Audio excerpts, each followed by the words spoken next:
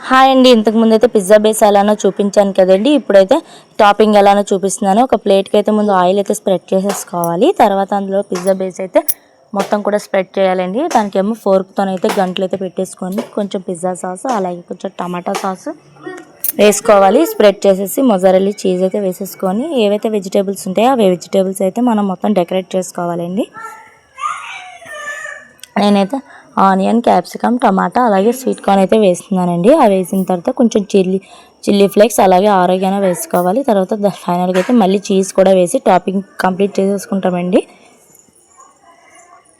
ఈలోపైతే మళ్ళీ ఒక కడాయి పెట్టుకొని దాన్ని ప్రీహీట్ చేసుకుంటామండి ఒక 10 మినిట్స్ వరకు. తర్వాత అందులో ఒక స్టాండ్ అయితే పెట్టేసుకొని మనం ఏదైతే రెడీ చేసి పెట్టుకున్నామో పిజ్జా ఇదైతే పెట్టేసుకొని ఒక 10 మినిట్స్ వరకు బేక్ చేసుకుంటామండి. అంతేనండి, ఎంతో రుచికరమైన పిజ్జా రెడీ అండి. నచ్చితే మన ఛానల్ ఇంతవరకు ఎవరైతే సబ్స్క్రైబ్ చేయలేదో సబ్స్క్రైబ్ చేసుకొని లైక్ చేసి షేర్ చేసి కమెంట్ చేయండి. Thank you.